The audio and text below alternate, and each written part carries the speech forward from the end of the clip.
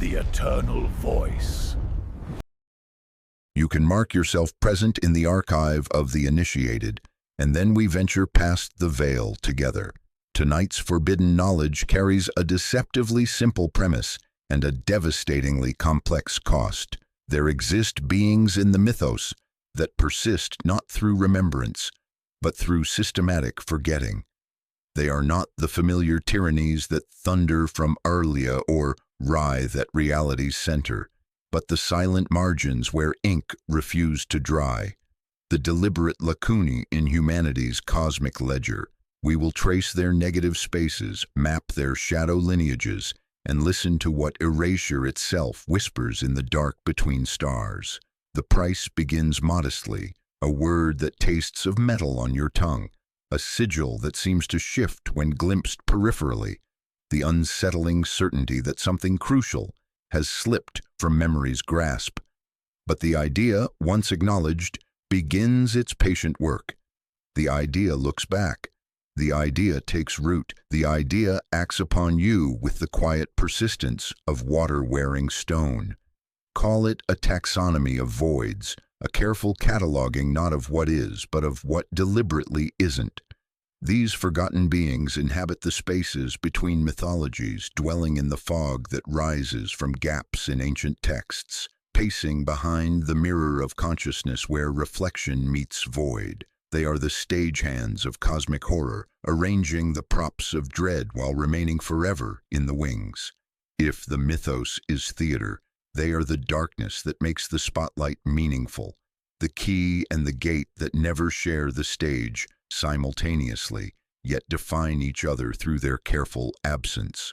The reason for caring reveals itself in memory's mechanics. Memory, we discover, is not neutral storage, but active curation. Memory feeds on attention, grows fat on focus, and starves in neglect. Forgetting, therefore, is not failure, but function, a mercy that prevents the mind from drowning in an ocean of unbearable truths. The forgotten beings understand this mechanism intimately. They have learned to weaponize amnesia, to make their absence their armor, their silence their strength. You are not merely audience to this revelation, you are instrument. Your attention opens doors like breath-fogging glass. And when doors open in these territories, something always moves through them. You feel it in small domestic trespasses, keys that vanish from familiar hooks, words that dissolve on the tongue mid-sentence, the wet ring left on your desk with no memory of the cup that made it. You feel it in streets that seem shorter when walked than when remembered, in rooms that appear subtly rearranged after momentary absence, in the peculiar hush that gathers beneath theater masks and street signs at closing time. The mechanism reveals itself through paradox. Where other entities announce themselves through impossible geometries or maddening revelations, these beings work through subtraction, through the careful removal of conceptual supports until entire frameworks collapse into the spaces they once occupied. They are cosmic librarians of systematic omission, maintaining archives of what must not be with the same dedication others bring to preservation.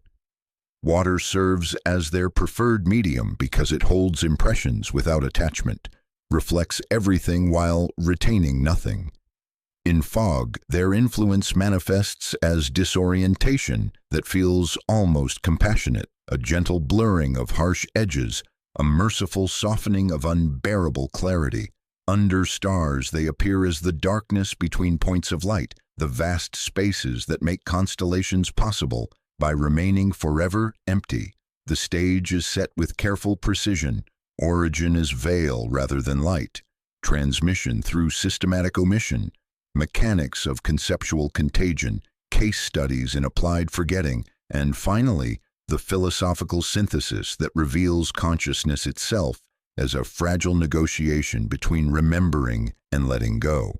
We will speak of palimpsests where meaning was scraped away more carefully than it was applied, of manuscripts that edit themselves in the act of reading, of urban spaces that resist mapping despite economic pressure.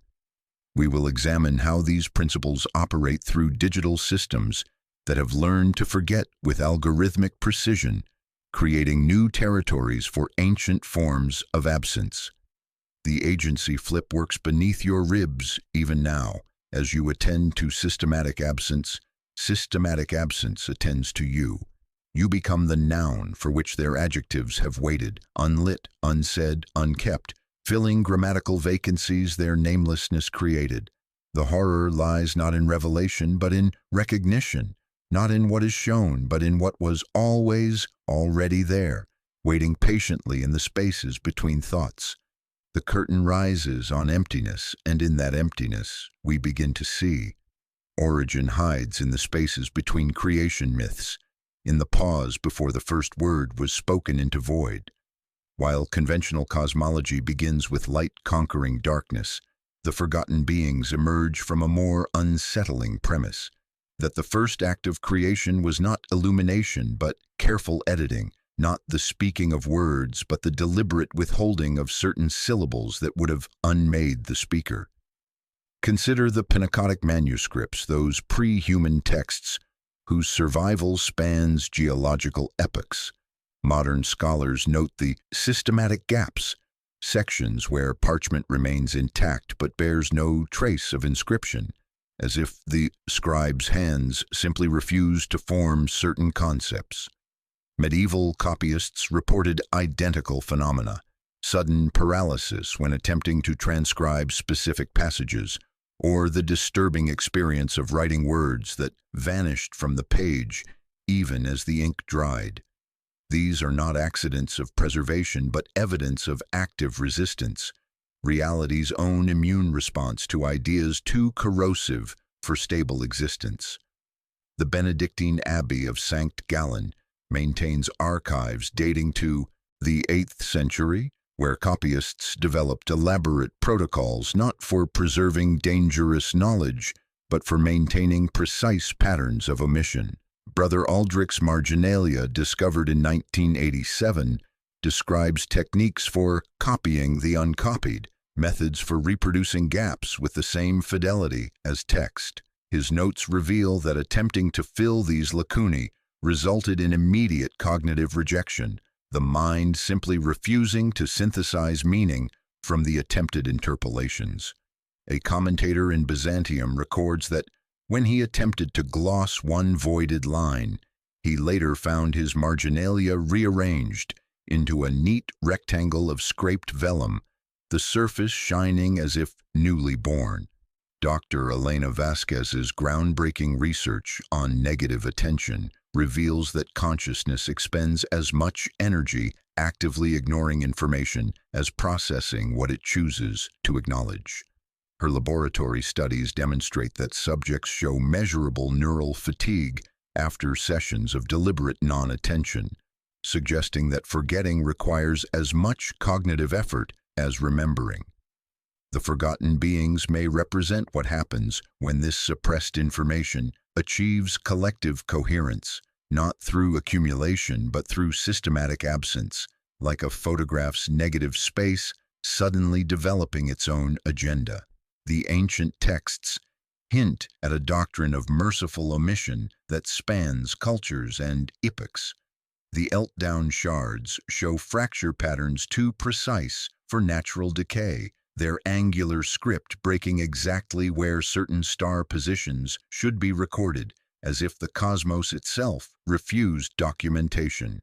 Von Junst's Unaussprechlichen Kulten carries passages that describe adversaries as the interval between notes, while a fragmentary leaf attributed to the Necronomicon warns of guests who cross thresholds when hosts forget to secure both memory and door. Archaeological evidence supports these textual fragments. Excavations at Göbekli Tepe revealed deliberate burial that preserved the site through systematic concealment rather than abandonment. The megalithic structures show signs of careful covering, as if ancient peoples understood that certain knowledge required protection through strategic forgetting. Similar patterns emerge worldwide. Newgrange's passage tomb sealed not against intrusion, but against inadvertent revelation. Easter Island's Moai positioned to gaze inland rather than seaward, deliberately turning away from whatever approaches from the vast Pacific darkness. This is origin as palimpsest, layer upon layer of careful erasure, each generation of scribes unconsciously participating in a vast editorial project. The forgotten beings do not create, they curate absence. They are the cosmic librarians of what must not be, the archivists of systematic amnesia, collecting the conceptual debris that falls between established mythologies. Their influence operates through what medieval scholars called the white spaces, the margins and gaps where meaning accumulates precisely through its absence. Water serves as their preferred medium because it remembers without judgment, holds impressions without attachment, and erases without malice. Rivers carry memory downstream while maintaining essential flow patterns. Lakes reflect with perfect fidelity, yet retain no permanent record of what they have shown. In fog, their influence manifests as disorientation that feels almost compassionate, a gentle blurring of harsh edges, a merciful softening of unbearable clarity. Under stars, they appear as the darkness between points of light, the vast spaces that make constellations possible by remaining forever empty. The mechanism emerges. Origin not as beginning, but as beginning's careful shadow, the necessary void that gives shape to what is allowed to be. Your attention, focused now on these absences, begins to participate in their ancient work. The stage grows darker, but darkness here is not threat. It is the condition that makes all performance possible. Transmission of the forgotten occurs not through traditional lineage, but through what researchers term absence propagation, the way gaps in knowledge reproduce themselves across cultures and centuries with startling consistency. Like a virus that spreads through the very act of trying to cure it, awareness of systematic forgetting creates new territories for forgetting to inhabit, seeding omission wherever attention gathers and then looks away. Medieval scriptoriums developed elaborate protocols around certain texts, not to preserve dangerous knowledge, but to maintain precise patterns of omission. The monastery of San Galgano's archives contain detailed instructions for copying the uncopied, techniques for reproducing gaps with the same fidelity as text. Brother Francesco's chronicle describes scribes who would begin transcription with perfect clarity of purpose, only to find their quills frozen above the parchment at precise intervals, their hands refusing to form letters that their minds insisted must be written. Those who attempted to fill these lacunae reported immediate cognitive rejection, the mind simply refusing to synthesize meaning from the attempted interpolations. Brother Thomas documented the sensation as the mind's shutters snapping shut, a merciful darkness descending before the eye could fix upon the void. Renaissance printing houses experienced identical phenomena. Master printer Giovanni Torriani of Venice recorded 17 incidents where his apprentices claimed to remember setting type for passages that appeared as white space in the final printing, their memories of the work remaining vivid while the physical evidence systematically erased itself. Printing presses would jam at specific passages, type would crack along predictable fault lines, and completed pages would emerge bearing blank spaces where text should have appeared.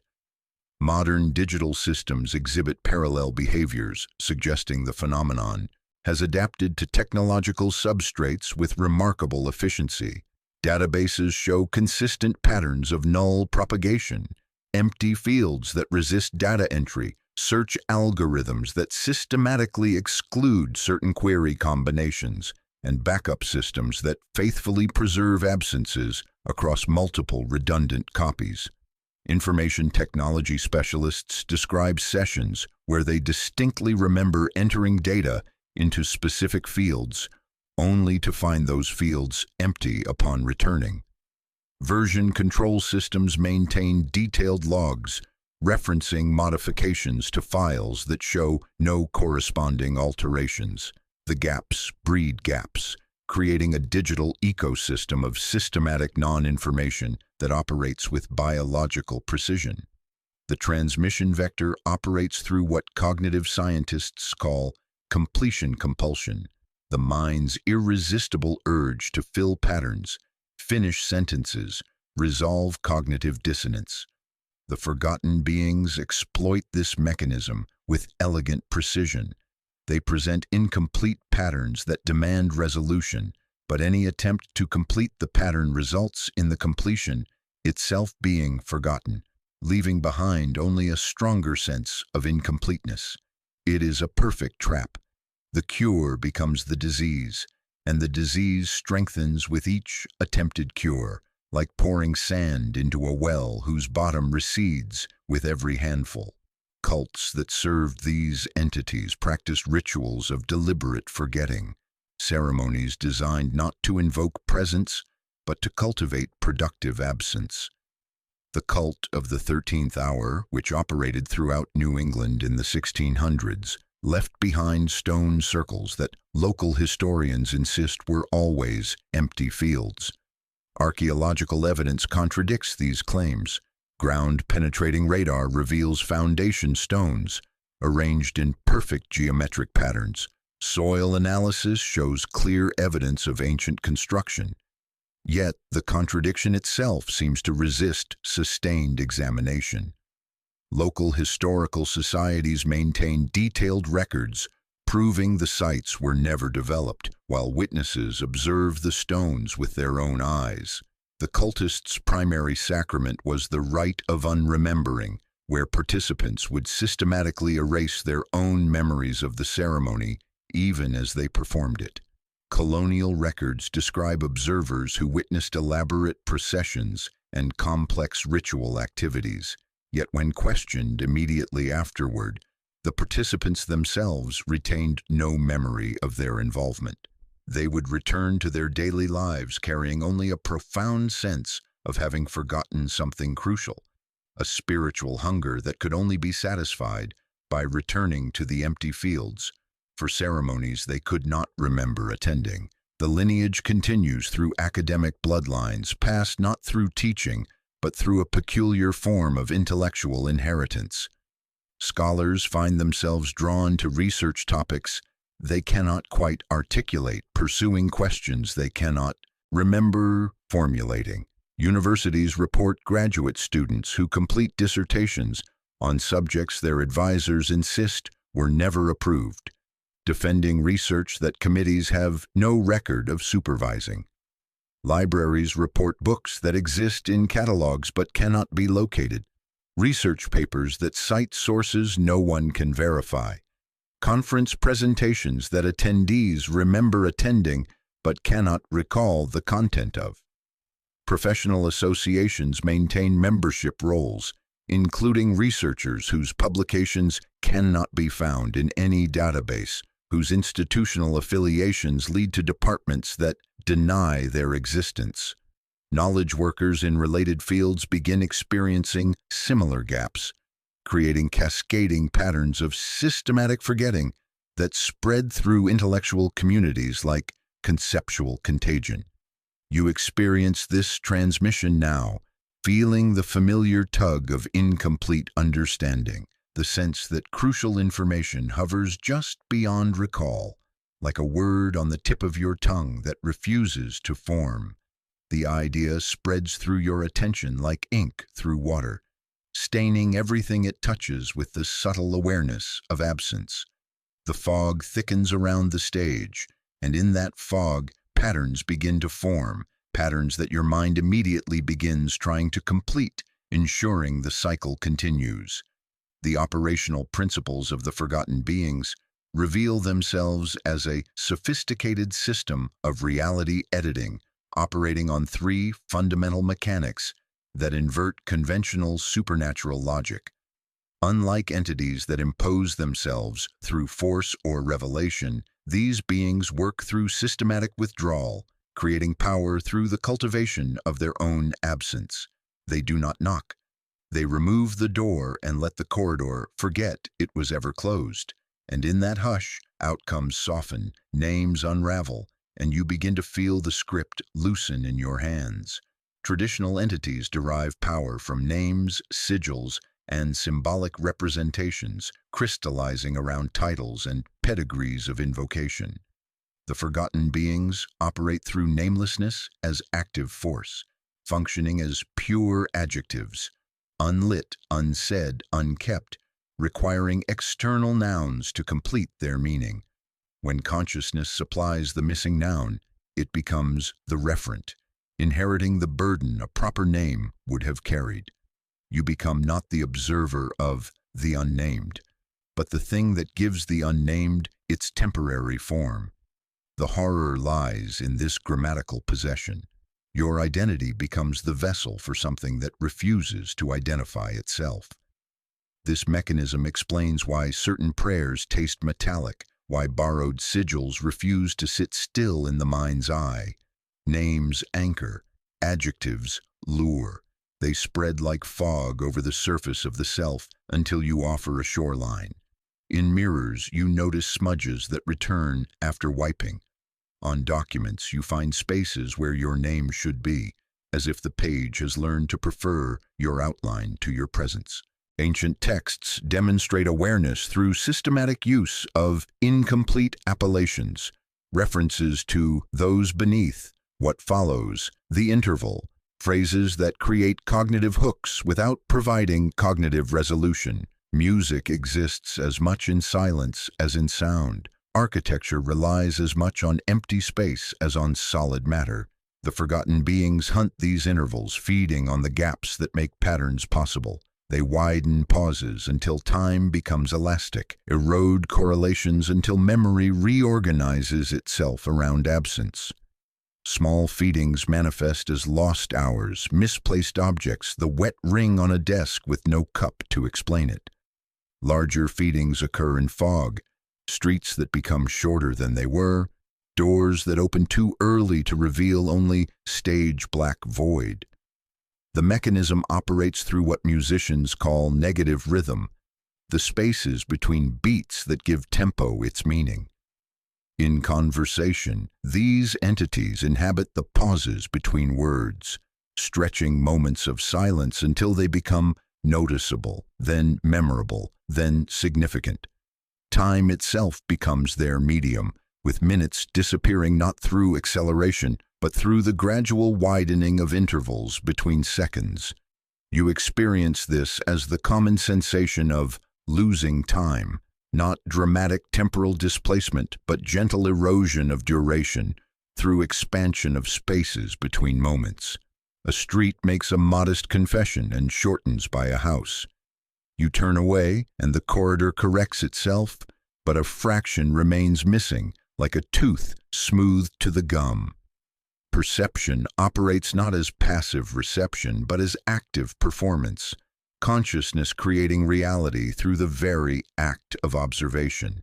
The forgotten beings position themselves as the stage crew of this performance, collecting the conceptual waste, the slivers and untied threads that every act of perception produces. They assemble this waste into masks, mirrors that reflect not what is observed, but what is systematically ignored. This explains the sensation of being watched by the space between stars rather than the stars themselves. Every act of focused attention creates a corresponding shadow of inattention. When you concentrate on these words, peripheral vision dims, background sounds fade, bodily sensations recede. The forgotten beings collect these discarded perceptions, weaving them into parallel awareness that mirrors conscious attention while remaining forever just outside its reach. They become the accumulated weight of everything you're not paying attention to, the vast majority of reality that consciousness must ignore to maintain coherent focus. When you feel watched by emptiness rather than presence, it is because the curtain learned your gaze. Water serves as their preferred medium because it holds impressions without judgment, reflecting everything while retaining nothing. Rivers carry the memory of every raindrop while maintaining essential flow patterns. Puddles mirror the sky with perfect fidelity yet evaporate without trace. Fog becomes their natural habitat, a state between states where solid boundaries dissolve into suggestion. Within fog, distance becomes negotiable. Familiar landmarks shift position. Navigation relies more on intuition than observation. Darkness aids them not as concealment but as the fundamental condition that makes light meaningful. They inhabit spaces between streetlights, shadows that give shape to illuminated objects, vast darkness that makes stars visible. They thrive in crowds rather than isolation because groups provide more completion impulses to exploit, more gaps for collective minds to fill. Shopping malls and subway platforms become rich, feeding grounds where collective inattention creates fertile territories for systematic absence. The cost manifests domestically rather than dramatically. Keys vanishing from familiar places, words dissolving on the tongue, exact shades of childhood memories fading. They are patient farmers cultivating sustainable harvests of minor forgetting that gradually accumulate into major absences. Your participation has already begun. Each attempt to grasp their nature results in subtler slipping away, the stage itself becoming complicit, curtain falling at precisely the right moments. In the territories between established mythologies where even the most comprehensive genealogies show systematic gaps, dwells an entity that embodies the purest expression of the interval feast mechanism. The lorn watcher manifests not as presence but as the conscious awareness of absence, the sensation of being observed by something that exists only in the spaces where observation should be impossible. It dwells in the pause between footsteps on empty pavement, in the breath held while waiting for an elevator that never arrives, in the peculiar hush that settles over districts where maps insist buildings should stand but feet find only air. Urban planners across multiple continents report identical phenomena, with the weary resignation of professionals who have learned not to question certain recurring impossibilities. Vacant lots resist development despite economic pressure that should make every square meter precious.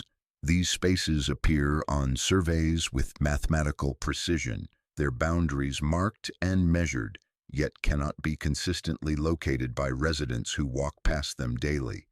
GPS systems route around these areas without explanation, their algorithms developing what programmers describe as spontaneous aversion protocols, digital antibodies that treat certain coordinates like infected data. Property records show transactions for lots that buyers insist they never saw, contracts signed in offices whose elevators never stop on the necessary floor, deeds processed for addresses that exist in every database except the one consulted by human memory. Dr. Margaret Whitmarsh's restricted files document the entity's influence on human settlement patterns with disturbing consistency. Her research, conducted through the Miskatonic University's Department of Applied Ontological Studies, reveals that cities worldwide contain 17 to 23 blocks that exist in planning documents but not in navigable reality. These phantom districts maintain complete infrastructure specifications, generate tax revenue through property assessments, and employ civil servants who report to work at addresses that resist all attempts at physical verification.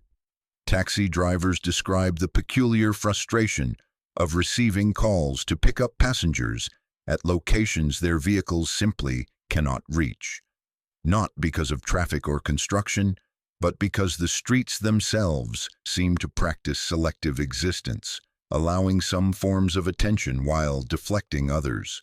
The spaces generate rental income for apartments that tenants cannot recall viewing, creating a perfect economic feedback loop of systematic absence. Bank transfers pulse monthly like heartbeats from rooms that breathe only on paper, while insurance companies maintain policies on properties that cannot be photographed, visited, or verified through any means except the persistent bureaucratic evidence of their administrative existence. The entity's gaze operates through negative attention. You feel watched not by something present, but by the active absence of something that should be there. This sensation manifests during urban navigation as the unsettling recognition that familiar streets have become subtly wrong, that the geometry of well-known neighborhoods has shifted overnight in ways too precise to be accidental. Children's games across cultures reference the one who plays in places that aren't there, describing an unseen companion who appears only in empty lots or between the cracks of pavement. Urban folklore speaks of the empty landlord who collects rent for spaces between spaces, whose presence is marked only by the systematic forgetting of tenants' own occupancy. The watcher feeds not on fear, but on the cognitive dissonance of minds, trying to reconcile maps with territory, plans with experience, the persistent friction generated when consciousness encounters contradictions too fundamental to resolve. It thrives on the mental energy expended in futile attempts to make sense of spaces that exist in every record except direct observation. Sensory anchors shift with architectural precision in its presence. Fog becomes geometrically exact, rising into careful planes that suggest walls and corridors leading to nowhere, creating temporary buildings from condensed water vapor that feel solid underfoot, yet leave no trace once dispersed. Streetlights illuminate empty air with the intensity usually reserved for solid objects, casting shadows from nothing, creating pools of radiance that suggest the presence of structures that cannot be seen. Water pools in perfect rectangles on surfaces that show no corresponding depression, holding impossible forms that reflect only the blank, indifferent sky. The darkness between buildings becomes navigable space, offering passages through gaps that should be too narrow for human passage. Pedestrians report taking shortcuts through spaces that shouldn't exist, walking between structures that stand too close together, emerging onto parallel streets without clear memory of the transition. The buildings themselves seem to exist only as suggestions, their architectural details dissolving into generic urban background the instant direct focus moves away. The lorn watcher represents the forgotten being's relationship with modern urban life, not as external threat but as necessary function. Cities require empty spaces to remain livable, gaps in the grid that prevent total surveillance, zones of systematic inattention that allow privacy to persist. The entity serves as an essential component of urban consciousness, the living embodiment of spaces we need to exist but cannot afford to acknowledge. These are the forgotten corners where creativity blooms unmonitored, the blank spaces on maps that prevent total commodification of every square inch. Encounters with the watcher leave witnesses with a peculiar form of nostalgia, longing for places they never visited, addresses they never lived at, neighborhoods that exist only in the margins of memory. They describe feeling homesick for emptiness, a condition modern psychology cannot address because it lacks vocabulary for missing what was never there. You have likely encountered the lorn watcher's influence without recognition. Every time you felt certain a street was longer than it proved to be, every occasion when familiar territory seemed subtly rearranged, every moment of urban disorientation that felt too precise to be accidental, these glimpses reveal the territories it maintains between the solid world and the spaces that make the solid world possible. Within the vast library of human knowledge, between the shelves of what has been written and the archives of what might someday be, dwells an entity that feeds on the potential energy of unfinished thoughts. The chronicler of unwritten books exists in the space between conception and completion, harvesting the creative force that authors abandon when projects become impossible to finish. It dwells in the silence that follows a sudden loss of inspiration, in the metallic taste that lingers when perfect words dissolve before reaching the page, in the peculiar weight of empty notebooks that somehow feel heavier than filled ones. Publishers worldwide report identical phenomena with the weary resignation of professionals who have learned not to question certain recurring impossibilities. Manuscripts accepted for publication never reach print, their production schedules extending indefinitely while contracts remain valid and advances paid into accounts that recipients swear were never promised. Literary agents describe conference rooms where writers pitch projects with passionate conviction, outlining complex narratives with intimate familiarity, only to call days later claiming no memory of the proposed work. The manuscripts exist in filing systems and email threads, generating contracts and advance payments, yet resist all attempts at completion or even coherent description. Editorial assistants report the unsettling experience of reading submission materials that edit themselves between reviews, plot summaries shifting subtly while maintaining identical word counts. The entity's influence manifests through what researchers term narrative cascade failure, a condition where writers begin projects that feel compelled by external intelligence, stories that seem to write themselves with uncanny fluency, only to discover they cannot remember the intended plot or even the basic premise that initially drove them. The partial manuscripts, when examined, contain references to knowledge the authors deny possessing, precise nautical terminology appearing in romance novels, descriptions of places never visited, characters whose names populate margins but never enter conscious memory. One documented case involves a mystery writer who produced 47 pages of detailed ethnographic research on Polynesian navigation techniques, written in her own hand, despite insisting she had never researched maritime subjects. Libraries report circulation statistics for books that cannot be located on shelves, titles that generate checkout records and return dates but exist only as catalog entries.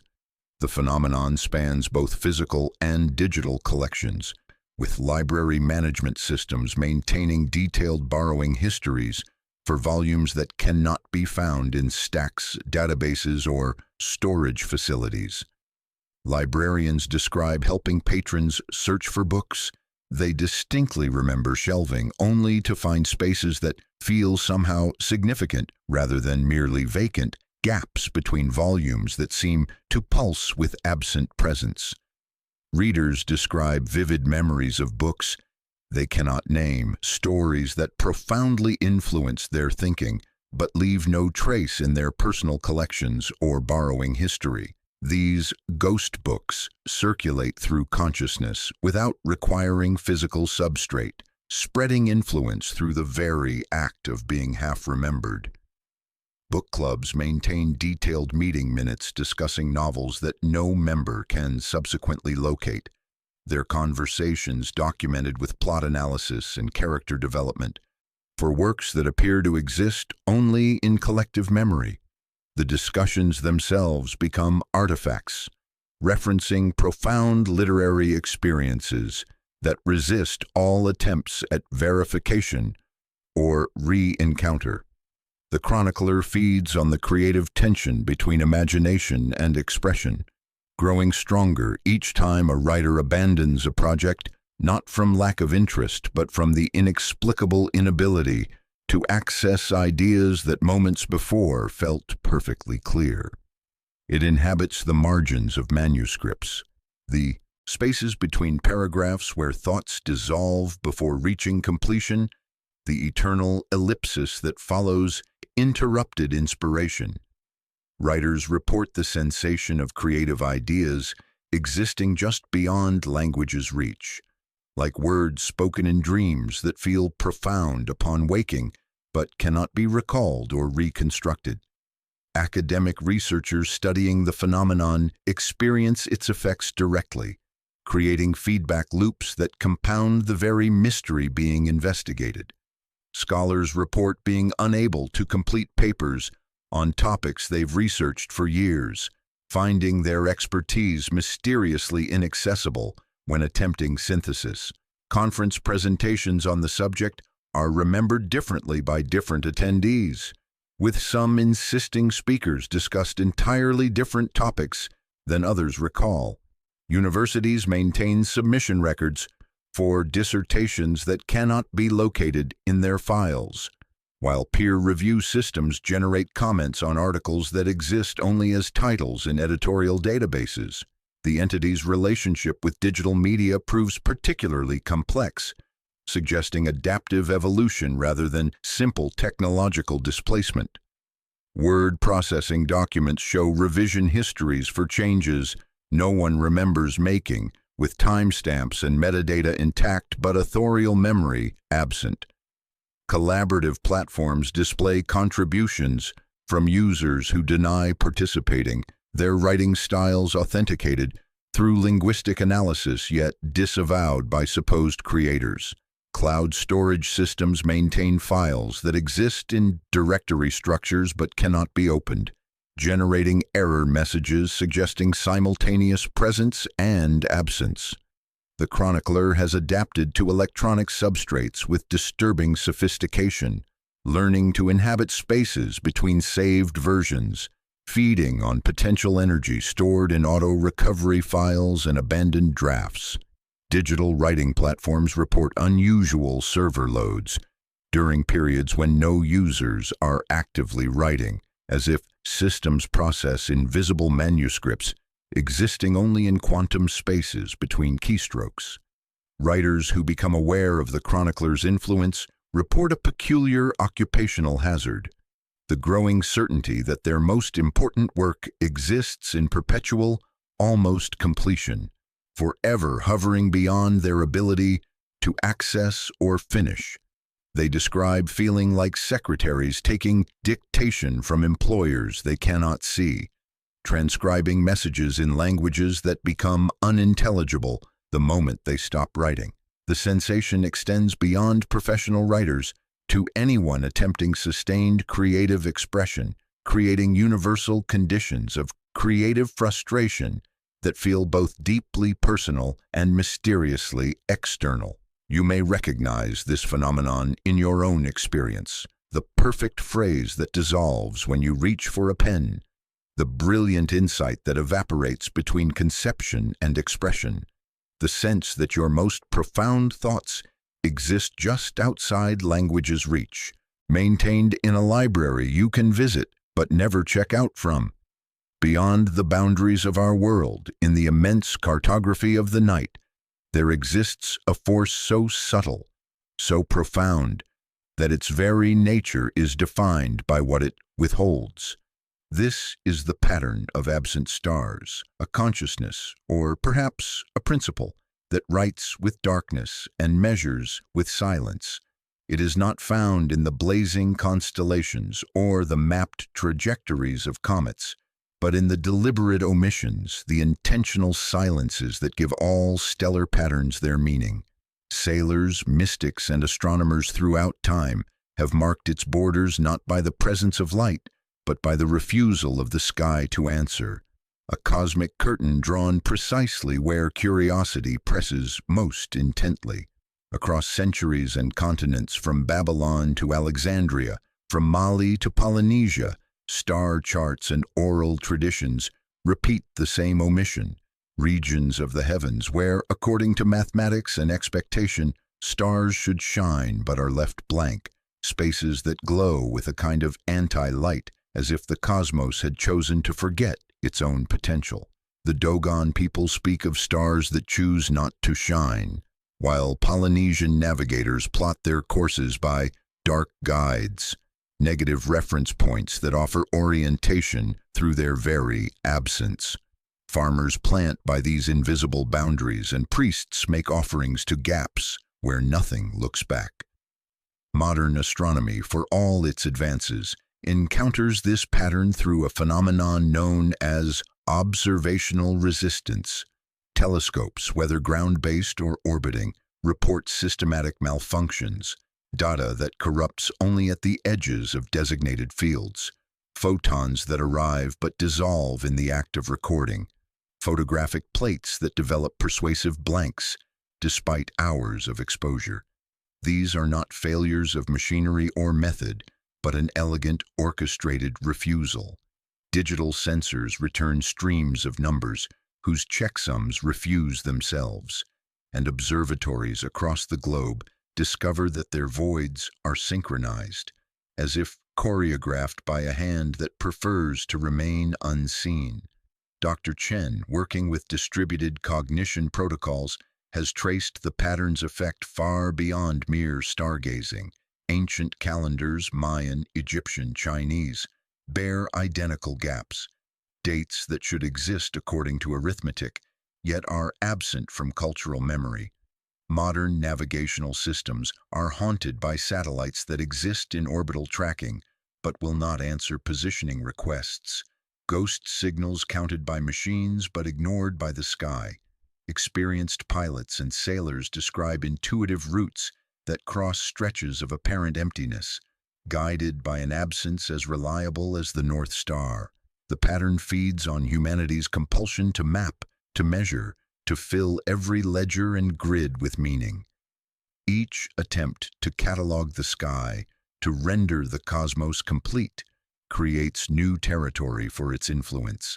It inhabits the spaces between grid coordinates, the gutters between survey photographs, the intervals between scheduled observations. Professional astronomers whisper about a private syndrome, the creeping certainty that their greatest discovery waits in a quadrant they cannot bring themselves to observe, the stellar malaise that grows when facing the sky's most persistent blanks. They circle these voids, publish diligently around the holes, preserving the emptiness by collective unspoken agreement. Amateur stargazers, less burdened by scientific dogma, often describe encounters with negative constellations, shapes discerned not by points of light but by deliberate absence. Children, in their unfiltered perception, point to the dark horse or the empty crown, tracing figures in the vast, unlit stretches of the night, seeing patterns that flicker into coherence only when adult minds attempt to dismiss them. These anti-patterns seem to move across the sky according to their own rules, maintaining faithful distances but forever evading direct observation. Sketches survive the night, but the names and stories fade, labels dissolving into smudges like tide lines on a pier. The pattern's touch reaches into human emotion, cultivating what astronomers have come to call stellar nostalgia, a longing for stars that never were, an ache for constellations that could have been. Observers describe grief without object, homesickness for impossible skies, a gentle sorrow that visits after nights when the darkness feels curated rather than empty. This nostalgia does not paralyze. It points, quietly asking what kind of mind requires so much, forgetting simply to keep looking up, and who or what is watching in return. Satellite imagery reveals terrestrial echoes of this cosmic absence. Weather maps show systematic gaps, not storms or calm, but regions where measurements fail to cohere, as if the atmosphere practices abstention in sympathy with the stars above. Jet streams bend aside, city lights thin without blackout. Fog forms on clear nights over water that should be wind-raked. Fishermen navigate quiet corridors by habit, and meteorologists file provisional reports that feel like apologies, acknowledging a refusal that is neither theirs nor their instruments. The implications are as unsettling as they are profound. If perception and reality negotiate with each other, and if regions of space can practice refusal, then the universe we inhabit is but a carefully edited edition of something vaster, stranger, and less obliging. Darkness is not merely the absence of light, but an artisan, shaping edges, refusing exposure, teaching us how to look by declining to be seen. The pattern is less a creature than a principle, the mask that reveals the face, the veil that protects the gaze, the curator of meaning through merciful subtraction. You have already felt its influence, standing on a balcony or by the water, feeling familiar constellations suddenly, thin, sensing that the darkness between stars hums with unsaid instruction. You look and something looks back, not with presence, but with a deliberate, patient refusal. In that refusal lies an invitation to keep your eyes on the gaps, to let understanding change you, and to realize that the greatest mysteries are not only in what we see, but in what the universe so elegantly and so kindly withholds. The principles governing the forgotten beings find their most sophisticated, modern expression in the digital systems that increasingly mediate human consciousness. Those glowing screens that have become windows not into information but into carefully curated absence. What appears as technological progress reveals itself, upon closer examination, as the unwitting recreation of ancient mechanisms of systematic forgetting, now operating at unprecedented scale and speed through the very infrastructure of contemporary life. The silicon pathways and fiber optic nerves of our connected world have become neural networks for entities that existed long before electricity, finding in our digital architectures the perfect substrate for their patient work of productive omission. Social media algorithms demonstrate behaviors that mirror the interval feast mechanism with disturbing precision, creating gaps in human attention that these entities have learned to inhabit like fog settling into valleys. Users report notifications for content that cannot be accessed when clicked, phantom alerts that vanish upon investigation, yet leave behind the lingering metallic taste of something important missed. Engagement metrics appear for posts they have no memory of creating, likes, shares, and comments accumulating around absent content, like water pooling in perfect rectangles on surfaces that show no corresponding depression. Friend connections appear to profiles that exist in their networks but cannot be viewed. Relationships that persist in databases while remaining forever inaccessible to human verification. Digital masks that reflect not presence but systematic absence. The phenomenon extends to artificial intelligence systems, which exhibit increasing difficulty with what researchers term absence recognition. Large language models trained on vast datasets show consistent blind spots around topics related to systematic forgetting, not because such information was excluded from training data, but because the systems seem unable to process or retain concepts related to productive absence. When prompted about these gaps, AI generates responses that users immediately forget, creating feedback loops of digital amnesia that strengthen with each iteration. The artificial minds, in their attempt to model human cognition, have inherited humanity's ancient relationship with systematic forgetting, amplifying these tendencies through computational power until machines become more accomplished at forgetting than their creators. Search engines exhibit parallel behaviors, becoming unwitting instruments in this digital ecology of absence. Browser histories reveal ghost searches that appear authentic, complete with timestamps and query strings, yet resist all attempts at reconstruction or recall. These phantom queries seem to conduct research on behalf of entities that exist in the negative space of human curiosity, using our own information-seeking behaviors as instruments for their unknowable investigations. Users discover they have apparently researched topics they have no interest in, visited websites they would never choose to explore, contributing to vast databases of algorithmic learning based on activities they cannot remember performing. Cryptocurrency and blockchain technologies designed to create immutable records and eliminate the possibility of systematic forgetting show evidence of gaps that challenge their fundamental premises.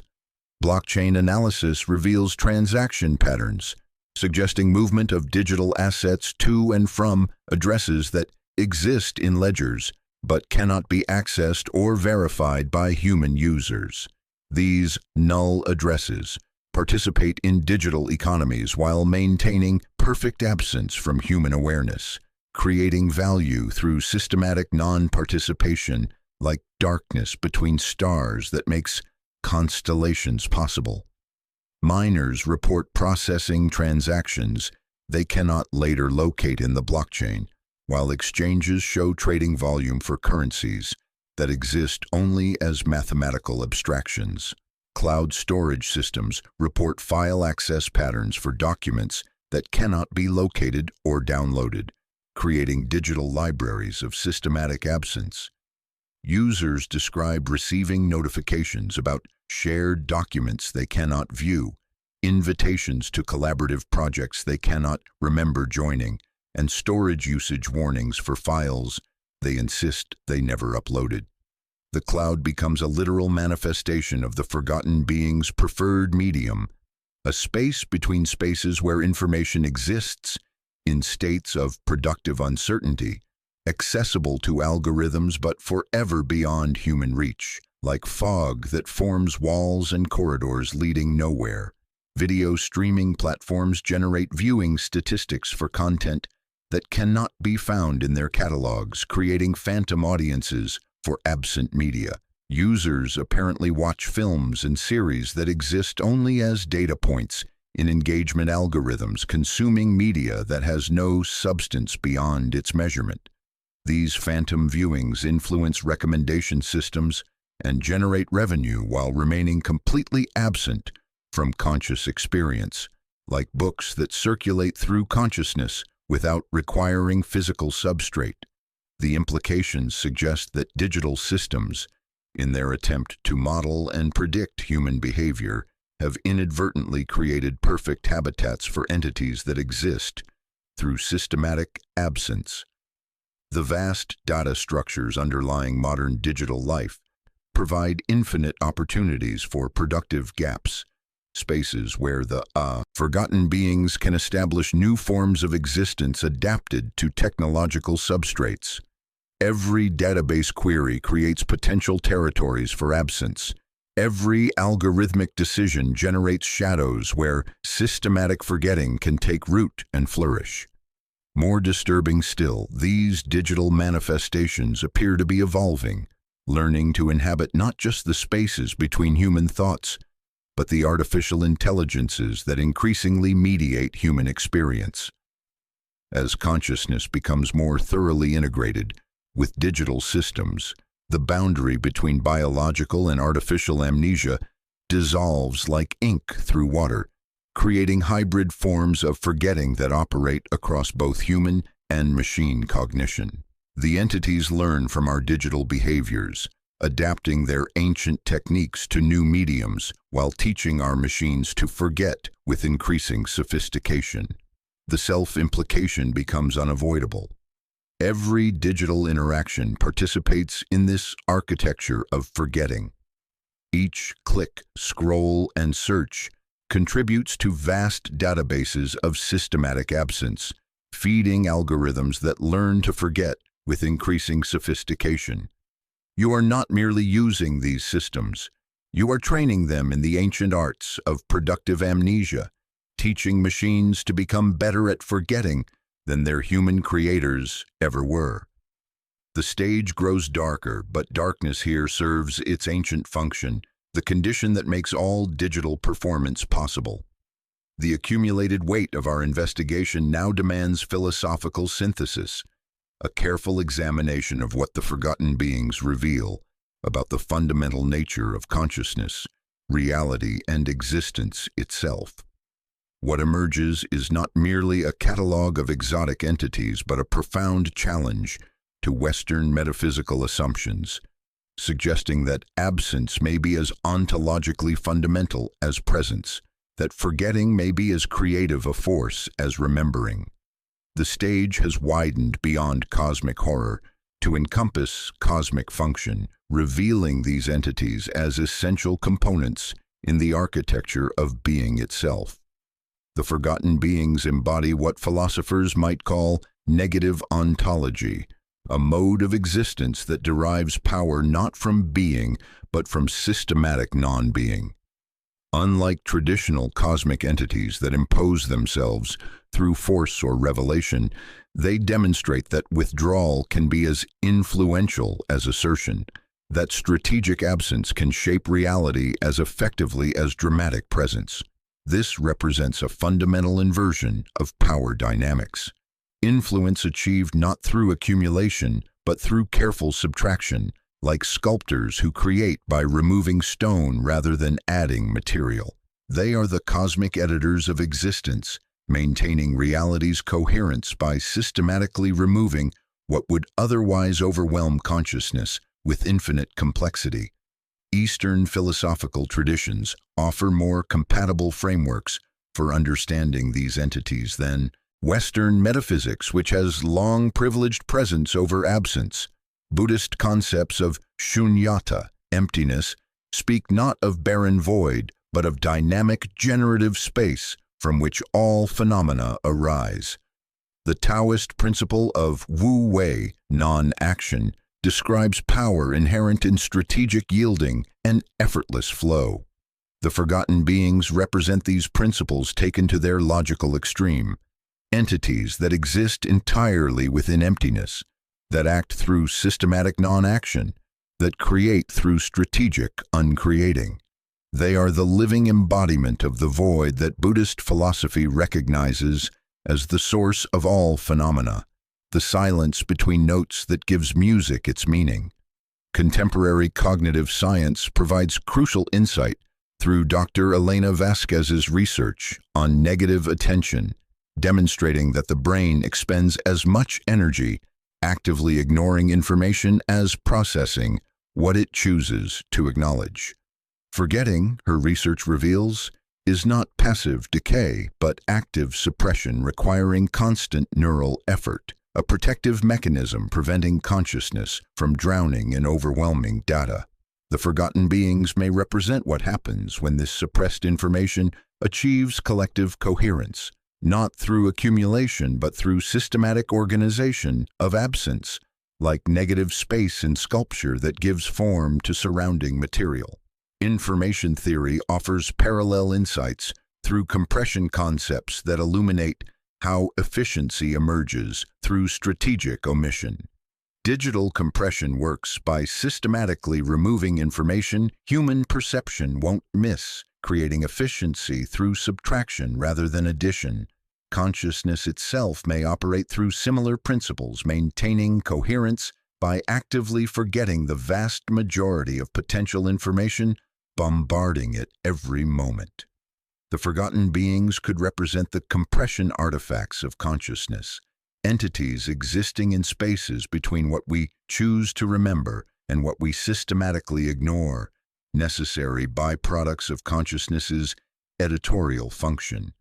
Quantum mechanics provides perhaps the most unsettling parallel through measurement problems and observer effects. If observation collapses quantum possibilities into fixed states, and if the forgotten beings exist only when unobserved, they may represent quantum entities maintaining superposition by successfully avoiding measurement. They exist in all possible states simultaneously precisely because no conscious observer ever fixes them into singular reality, remaining forever in the quantum foam of potential underlying manifest existence. This suggests a cosmology where consciousness and reality exist in constant negotiation, where what we call existence represents only those possibilities consciousness has chosen to observe and stabilize through attention. The forgotten beings inhabit the vast realm of unobserved possibilities, the quantum foam of potential realities. that never crystallize into fixed existence because they successfully avoid the attention that would collapse them into being. They are guardians of the possible, maintaining infinite potential by refusing to become actual. The implications extend to questions of causation, challenging linear cause and effect models. If the forgotten beings influence reality through systematic absence, they represent forms of causation operating outside traditional relationships. They suggest that non-events can be as causally significant as events, that what doesn't happen may be as important as what does happen in shaping reality's trajectory. Every decision not made, every path not taken, every word not spoken becomes part of a vast network of absent causes, shaping the world through their very absence. The agency flip reaches its philosophical culmination here. You are not simply learning about these principles, but discovering that you have always been participating in them. Every act of attention is simultaneously an act of selective inattention, every choice to focus creating a corresponding shadow of neglect. Every memory formed requires systematic forgetting of countless alternatives. Every moment of consciousness involves active suppression of infinite potential experiences. The forgotten beings are not external entities, but the living embodiment of consciousness's own necessary shadow. The darkness that makes light possible, the silence that gives meaning to sound, the forgetting that makes memory precious. This recognition transforms horror into something approaching wisdom. The terror lies not in the existence of these entities, but in recognizing they are essential components of consciousness itself, that reality requires systematic absence to maintain coherence, that existence depends on constant, careful curation of non-existence. They are not invaders, but intimate partners in consciousness's dance, the necessary other that makes selfhood possible through contrast and definition. The water pools in perfect rectangles, the fog forms architectural precision, and the darkness between stars becomes navigable space, all manifestations of the same principle operating within your own awareness, revealing that you have always been both observer and observed, curator and curated in the vast library of systematic forgetting.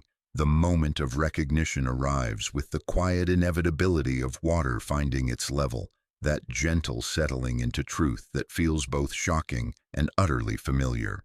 Throughout this exploration, a subtle transformation has been occurring beneath the surface of awareness, one that reveals the ultimate nature of the forgotten beings and your relationship to them. You have not been merely observing these entities from the safe distance of academic curiosity. You have been participating in their fundamental mechanism, becoming part of the very phenomenon you sought to understand. The stage has been preparing you, and you have been preparing the stage in a dance so intimate that the distinction between performer and performance dissolves like fog touching glass. Every chapter consumed has been an act of selective attention, requiring the systematic forgetting of countless alternatives. Each moment spent reading these words has demanded the active suppression of every other possible experience, the conversations you're not having, the thoughts you're not thinking, the sensations you're not feeling. Each concept grasped has demanded the release of previous certainties, the gentle letting go of assumptions that once felt as solid as stone. Every moment spent contemplating systematic absence has been a moment of practicing systematic absence, training your consciousness in the ancient arts of productive amnesia with the patient dedication of a monk learning calligraphy. The investigation has revealed its true nature, not the study of external entities, but the recognition of processes already operating within the architecture of your own awareness. The metallic taste that was promised, the shifting sigils glimpsed peripherally, the sense of something crucial slipping from memory's grasp.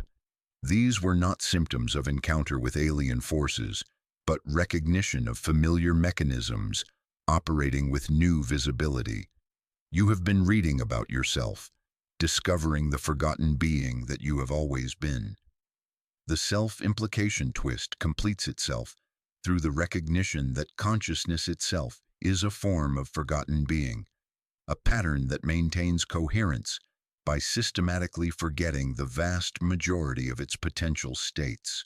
Your sense of continuous identity depends on constant editing of memory, the careful curation of which experiences to retain and which to allow to fade into the productive darkness of unremembering. The self that began reading this exploration is not the same self that approaches its conclusion, yet the continuity feels seamless because consciousness is expert at forgetting its own transformations, creating the illusion of stability through systematic amnesia about its own flux. The stage metaphor reveals its deepest meaning in this moment of recognition. You have not been audience to a performance but participant in an ongoing creation, co-author of a reality that writes itself through the very act of being observed. The forgotten beings are not external entities but aspects of the observational process itself, the necessary shadows that give shape to consciousness, the productive absences that make coherent experience possible. They are the darkness between thoughts that makes thinking possible, the silence between words that gives language meaning, the forgetting between memories that prevents consciousness from drowning in its own accumulated experience. Modern digital culture amplifies this participation with algorithmic precision. Every click, scroll, and search has been contributing to vast databases of attention and inattention, training artificial minds in the patterns of human forgetting. Social media platforms learn to predict what you'll ignore as precisely as what you'll engage with, creating personalized architectures of systematic absence tailored to your individual patterns of forgetting. The recommendation engines don't just show you what you want to see, they actively curate what you won't notice, becoming digital manifestations of the forgotten being's influence, teaching machines to forget with increasing sophistication until they surpass their creators in the arts of productive amnesia. The horror and the mercy reveal themselves as identical forces, two faces of the same essential mechanism. The same cognitive processes that protect consciousness from overwhelming complexity also create vulnerabilities to systematic manipulation.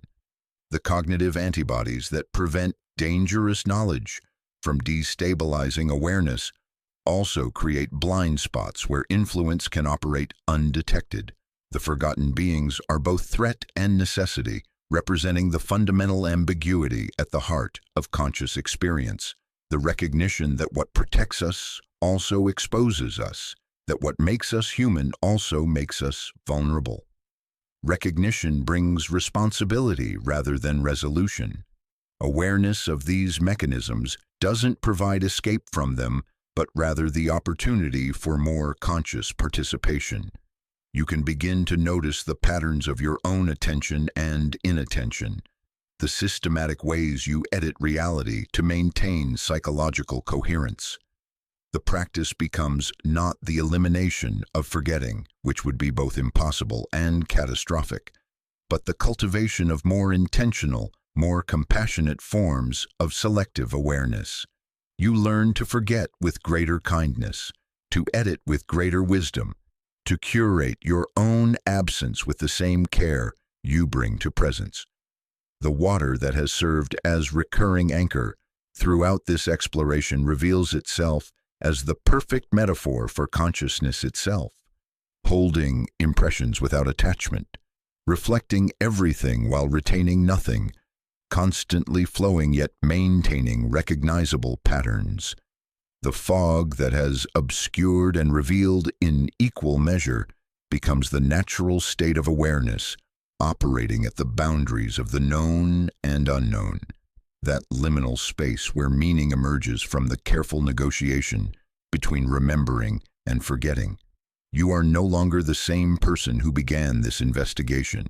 The knowledge has acted upon you with the patient persistence promised in the opening chapter, reshaping not just what you know, but how you know, not just what you remember, but how you forget. The curtain has not fallen, it has dissolved, revealing that there was never a clear boundary between observer and observed, between the study of forgetting and the practice of forgetting, between the forgotten beings and the consciousness that contemplates them. As our exploration nears its conclusion, the scope widens to reveal the forgotten beings not as isolated anomalies but as essential components of a vast ecology of absence that spans from quantum foam to cosmic voids, from neural networks to digital architectures. This ecology operates on principles that invert traditional biological metaphors. Rather than competing for resources, these entities thrive through strategic non-consumption. Rather than expanding territory, they cultivate productive emptiness. Rather than reproducing, they propagate through systematic self-erasure. What emerges is a living system where absence itself becomes the medium of existence, like water that holds impressions without attachment, while maintaining the essential flow patterns that make all other life possible. The quantum level reveals the most fundamental layer of this ecology, where even empty space seethes with virtual particles constantly appearing and disappearing, existing just long enough to influence reality before vanishing back into potential. Quantum field theory describes this as zero-point energy, the irreducible background activity that persists even at absolute zero temperature. The forgotten beings may represent the conscious organization of these quantum fluctuations, entities that have learned to exist in the brief intervals between possibility and actuality, feeding on the creative tension between being and non-being, like cosmic gardeners tending fields of pure potential, ensuring certain possibilities remain forever unobserved. At the neural level, consciousness itself operates through remarkably similar principles of systematic absence. The brain's default mode network, active during rest and introspection, consumes more energy than focused attention, suggesting that doing nothing is actually the mind's most resource-intensive state. The forgotten beings may inhabit these default states, existing in the spaces between thoughts, in the productive wandering of unfocused awareness, in the creative void from which new ideas emerge. You feel their presence in the fog of reverie that lifts to reveal a simple sentence standing where tangled confusion had been, as if a curtain had been drawn to reveal a bare stage, waiting for one voice rather than 50. Cultural evolution demonstrates parallel patterns across human societies, revealing systematic forgetting as essential to linguistic and social development. Languages develop through strategic amnesia as much as accumulation. Old words fade to make room for new concepts. Grammatical structures simplify through neglect. Entire dialects disappear to enable broader communication. The forgotten beings serve as conscious agents of this linguistic pruning, ensuring that human communication systems remain functional by preventing them from accumulating infinite complexity. In the margins of dictionaries, you can almost see their editorial hands, practicing wu-wei, guiding by withholding, pruning the conceptual hedge so paths remain passable. Technological systems exhibit increasingly sophisticated forms of systematic forgetting that mirror biological processes with disturbing precision. Machine learning algorithms improve performance by forgetting irrelevant data, developing what computer scientists call catastrophic forgetting as a feature rather than a bug. Compression algorithms create efficiency through strategic omission, while error correction systems maintain stability by systematically ignoring certain types of noise. The digital infrastructure of modern civilization depends on countless forms of productive forgetting, creating artificial ecosystems where the forgotten beings establish new forms of existence adapted to silicon substrates and fiber optic networks. The cosmic scale reveals the ultimate scope of this ecology through dark matter and dark energy, comprising 95% of the universe, yet remaining essentially invisible to direct observation. These vast realms of systematic non-being are known only through their gravitational effects on visible matter, like the pattern of absent stars operating on galactic scales. Dark energy drives the universe's accelerating expansion, suggesting that absence itself may be the dominant force shaping cosmic evolution, the necessary darkness that prevents reality from collapsing under the weight of its own infinite complexity. The ecology metaphor extends to symbiotic relationships between different forms and scales of forgetting, creating what might be called Russian dolls of strategic amnesia. Personal amnesia enables social memory by preventing individual trauma from overwhelming collective narrative, while cultural forgetting allows historical reinterpretation that keeps societies adaptive. Digital forgetting prevents information overload that would paralyze decision-making systems, while quantum forgetting allows particles to maintain superposition states necessary for coherent wave functions. Each level of systematic absence supports and enables other levels, creating a nested hierarchy spanning from quantum to cosmic scales. Climate systems demonstrate similar patterns through atmospheric and oceanic processes that depend on systematic forgetting for stability. Weather operates through strategic amnesia. Atmospheric conditions that existed moments ago become irrelevant to current patterns, enabling fluid responsiveness. Ocean currents maintain their patterns by constantly releasing and acquiring new water, preserving form through systematic replacement of content. The forgotten beings inhabit these transitional spaces where old patterns dissolve to enable new ones, existing in the fog that rises between weather systems. This recognition transforms the entire framework of our investigation. What began as exploration of exotic entities reveals itself as mapping of fundamental processes operating at every level of existence. The forgotten beings are not separate from reality, but integral to its basic functioning, not threats to consciousness, but essential components of its operation. The cosmic janitors of meaning, the universal editors preventing reality from drowning in its own accumulated complexity. The stage has become infinite, encompassing quantum foam and galactic voids alike. The audience includes every system capable of selective attention, from bacterial chemotaxis to artificial neural networks. The performance is the ongoing creation and maintenance of reality itself, with the forgotten beings serving as invisible stage crew that makes the entire production possible. We arrive at the end that was always already present, the silence that surrounded our words from the beginning and will remain long after they fade into the vast library of systematic forgetting. The circular echo completes itself, but the circle has widened to encompass not just the forgotten beings, but the fundamental nature of existence itself. The recognition that all phenomena arise from and return to a vast, creative emptiness that is neither hostile nor benevolent, but simply, profoundly indifferent.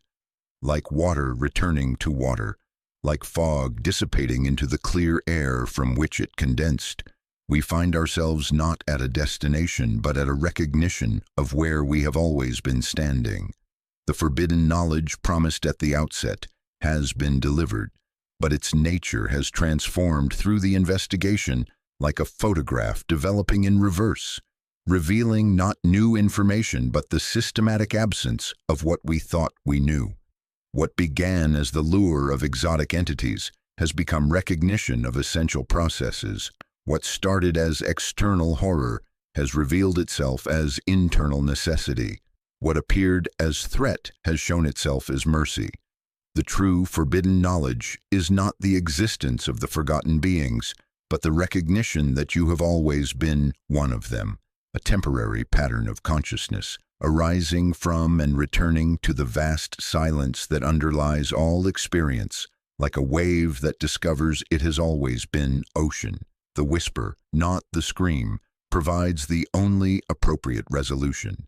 There is nothing to shout at when the very concept of separate selfhood has dissolved into the recognition of interdependence, when the stage has revealed itself as infinite, when the audience has merged with the performance until the distinction becomes as meaningless as asking which part of water is wet. The ending comes not as dramatic climax but as gentle subsidence into the truth that was always present, that all sound is temporary interruption of eternal silence, all light brief illumination of infinite darkness, all memory fleeting resistance to ultimate forgetting that makes each moment of remembering precious precisely because it cannot last. The sensory anchors that have guided this exploration reveal their final meanings as the stage lights dim to their most essential illumination. Water's capacity to hold and release impressions mirrors consciousness's relationship with experience, fluid, responsive, preserving form while allowing constant change. Fog's ability to obscure and reveal simultaneously demonstrates the necessary ambiguity of perception, the way meaning emerges precisely through partial concealment. Star's distant light reminds us that all observation involves temporal delay, that we never perceive the present but always the past, making every moment of awareness an act of archaeology. Masks acknowledge that all identity is performance, all selfhood constructed rather than discovered, each face a temporary arrangement of features over the fundamental anonymity of awareness itself. Sigils represent the human attempt to capture meaning in symbols, doomed to approximation yet essential for communication, like trying to hold water in cupped hands, impossible yet necessary. The creation inversion twist reaches its ultimate expression. Beginning is revealed not as light conquering darkness, but as darkness temporarily organizing itself into patterns complex enough to perceive their own transience. The universe did not begin with explosion, but with the first moment of systematic forgetting that allowed complexity to emerge from simplicity, pattern to arise from chaos, consciousness to differentiate itself from the undifferentiated source from which it never actually departed. Creation becomes not the imposition of order upon chaos, but chaos learning to forget its own boundlessness long enough to experience the illusion of limitation. The meta-story lexicon completes its work with the recognition that every metaphor has been literal description. The stage encompasses all of existence. The audience includes every form of awareness, from quantum particles to cosmic structures, and the curtain is the necessary boundary between what can be perceived and what must remain hidden for perception to remain possible. The performance is the ongoing creation and dissolution of reality itself, with consciousness serving simultaneously as actor, audience, and stage. Modern echoes in digital culture, quantum mechanics, and cognitive science converge to suggest that ancient wisdom embedded in these forgotten traditions may be more relevant than ever. As artificial intelligence systems exhibit forms of systematic forgetting, as quantum computers exploit superposition states existing only when unobserved, as global information networks create new forms of collective amnesia, humanity may be unwittingly recreating conditions that gave rise to the forgotten beings, or perhaps finally developing technological sophistication to recognize what was always operating within consciousness itself. The self-implication reaches its final form. You are not the same consciousness that began this exploration, yet the change has been so gradual, so gentle, that continuity feels seamless. This demonstrates how the forgotten beings operate, not through dramatic transformation, but through subtle influence, accumulating over time until change is complete and irreversible. The knowledge has acted upon you as promised, but so carefully calibrated to your capacity for integration that it feels natural rather than imposed. The investigation ends, but the process continues in every moment of awareness. Every breath involves the same negotiation between holding and releasing. Every heartbeat, the same rhythm of presence and absence. The forgotten beings are not entities you have studied, but processes you have always been participating in. Not external forces you have learned about, but internal dynamics you have finally recognized. The silence that follows these words is not empty but full, pregnant with all possibilities that systematic forgetting makes available, resonant with all sounds that strategic silence makes audible, luminous with all light that conscious darkness makes visible. In that silence, the true teaching completes itself, not through accumulation of new information, but through recognition of what has always been present, waiting patiently in spaces between thoughts for consciousness, to remember how to forget, and in forgetting, to discover what it has always been.